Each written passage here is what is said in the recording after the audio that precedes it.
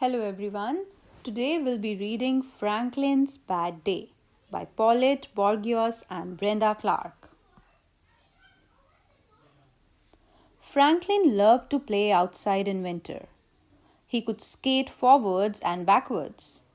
He liked to catch snowflakes on his tongue and make angels in the snow. But today was different. Franklin was having a very bad day. It started in the morning. Franklin was grumpy when he woke up. "That's a grouchy face," teased his father. "Yes, it is," said Franklin. He crossed his arms and frowned. "Would you like a nice breakfast?" asked his mother. "No," said Franklin. His mother made breakfast anyway. Franklin stared out the window. Heavy grey clouds pushed across the sky. "It's even a bad day outside," grumbled Franklin. He picked at his food. For the rest of the morning, nothing went right. Franklin knocked over his juice and broke his favorite cup. He couldn't find his marbles and the last piece of his puzzle was missing. Franklin slammed the door and stomped his feet. "You seem awfully cranky," said his mother. "I am not," shouted Franklin. Just then, Bear knocked on the door. Franklin peeked out. "Do you want to make a snowman or ride on my sled?" asked Bear.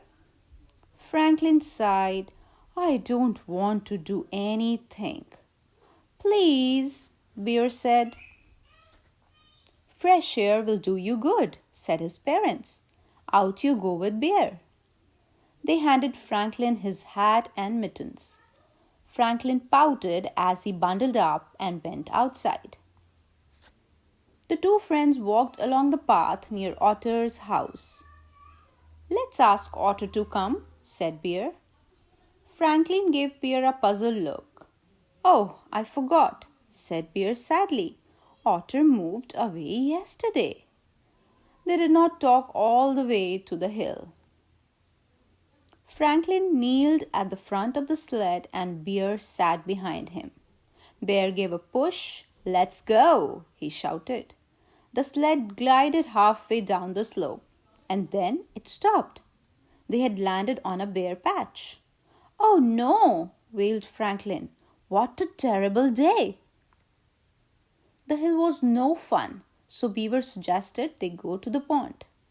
When they arrived, the pond was roped off. "No skating today," warned Mr. Mole. "The ice is thin." Franklin lost his temper. "This is my worstest day ever." "There is no such word as worstest," said Beaver. "There is for me," said Franklin. "I am leaving." Franklin stormed home. He threw his skates and his slushy-mushy mittens on the floor. "Please pick up your things," said his mother. "No," he yelled. Franklin was sent to his room. Franklin was so furious that he kicked his castle. His father came running when he heard the crash. "What's going on in here?" Franklin lay on the floor and cried. "Don't worry," said his father. "You can build the castle again." "But I made that castle with Otter and she's not here anymore," sobbed Franklin. "Oh, now I understand," said Franklin's father. "You are mad and sad because your friend moved away." Franklin nodded. "And yes, you miss her a lot," his father said. "Yes," agreed Franklin in a small voice. They hugged each other for a long time. "Otter and I did lots of things together," said Franklin. "Now we can't." "You can still be friends," said Franklin's father. "You can share your feelings by calling or writing." Franklin thought for a moment. "Do we have a big envelope and some stamps?" he asked. Franklin spent the rest of the day making a scrapbook for Otter. He filled it with pictures and drawings of the two friends together. Near the back, Franklin put a dozen envelopes. He printed his address on each one.